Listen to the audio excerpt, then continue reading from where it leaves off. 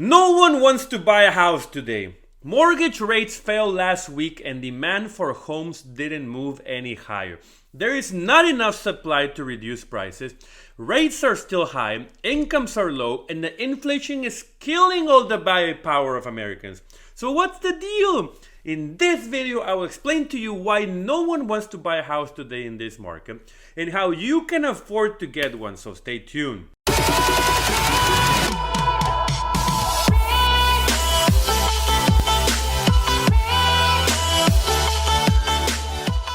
Hi there, my name is Jaime Shekaiban and I welcome you to my channel, The Foreigner in America, where I teach locals and foreigners everything they need to know about producing money, keeping the money, and multiplying, specializing in the markets, real estate, and businesses. So if you're someone like myself who loves money, wants to be successful and free, please subscribe to this great channel and hit that bell so you follow up on my 2 weekly videos. Also, check out my blog, Instagram, and social media under the same channel name, and take a look at my book, which is a very solid read for you, and I will leave a link below for you to check out. So without further ado, let's begin. The average contract interest rate for a 30-year mortgage on a fixed rate is 6.4% as of today.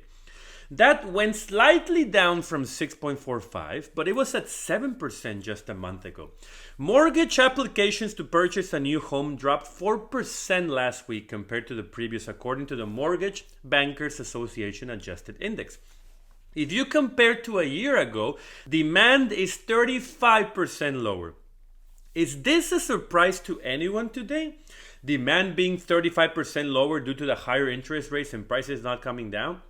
Every percentage point the interest rate goes up, your purchasing power on the house of your dreams goes down by a lot. And even if Dave Ramsey tells you to buy a $150,000 house in the middle of nowhere with a 15-year mortgage and a quarter of your take-home pay, that's impossible in almost every market in the US. I will say the average cheap home you can buy is around $300,000.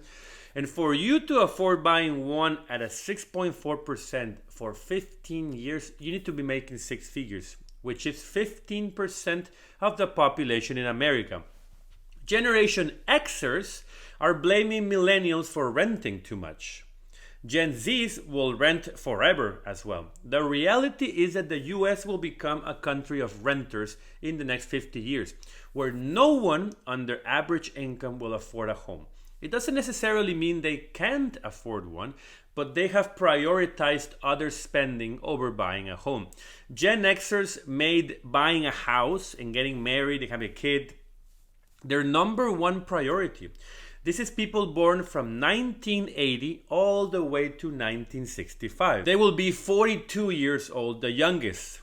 Those people saved their money and bought a house with all their effort. It wasn't cheap. It's never been.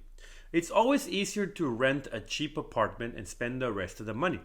Generally, when spring comes, and especially summertime, the housing market and the rental market get a burst in demand. Prices go up, and many people look to move. This time of the year, we're not seeing such bump in demand in April. New listings were down 20% year over year in March, and total inventory was about half of what it was in March 2019. So, what does this mean for you? It means prices are not going anywhere since there is not enough inventory in the market. Less people want a house and less houses are available, so it breaks even. You have to remember that banks are not giving away money for houses that easily today. You really need to have your credit score in check, need the income requirements, and have a solid source of income to justify the loan. Even the demand for FHAs and VA loans have declined more than the conventional loans. FHA at a 3.5% down and VA with no money down to get a house.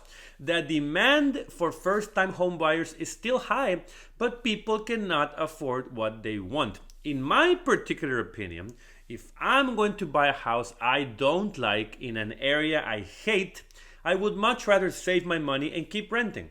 That's just me. What do you think? Let me know in the comments.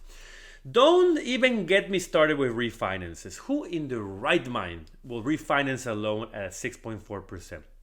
Unless you're in financial despair and want a HELOC on your existing home, I wouldn't recommend refinancing. Those are down 59% from a year ago. Rates are 150 basis points higher than a year ago. So it's no time to refinance. Trust me, when rates hit below 5%, every single person in the US with a loan at a higher rate will refinance. There will not be enough people to process that many applications. But as of right now, the Fed will continue raising rates at least one more time, which means that mortgage rates could go into the 7% territory again soon. I don't think they will go any higher than 7%. From there, they will start dropping as the Fed cools down the hikes and the economy gets back in shape. Prices of houses who haven't moved today will not move by the end of the year. Unless you find a motivated seller, the price you will pay is a price you will pay. There is no 20% awesome discounts on a house you like anytime soon. What you can do today if you buy, and I totally recommend it, is negotiate your closing costs. You shouldn't pay those today. The mortgage company can take those costs just to get your business. Remember, that's a 4 to 6% more on your mortgage. If you don't have the money to buy, don't buy. That's the rule of thumb. No trying to make it happen buying an overpriced property that takes half your income or more. Remember, it's 30 years. Very few people will buy into a 15-year mortgage, and very few people will pay it off early than 30 years because there will always be other obligations to pay in your life. While making additional payments on the principal is a good idea, paying the home in cash is not. If you have the money in your account and can pay the house in cash, I would much rather give a 20 or 25% down and invest the rest of the money into a business, because the business will grow and make you 100 times more money than the sole appreciation of the house. Then use that money from the business to buy more real estate that actually cash flows. At the end, you use the cash flow from your rentals to pay off the house, but it starts from a business. It's not your priority. The priority is to be financially free. Getting into a 30-year obligation will set you back forever on being truly happy and free. But remember, take control of your life and take control of your money. Thanks a lot for watching this video. If you enjoyed it and found useful information, give me a like, subscribe, and hit that bell so you don't miss any one of my 2 weekly videos as soon as they come out. So have a great day.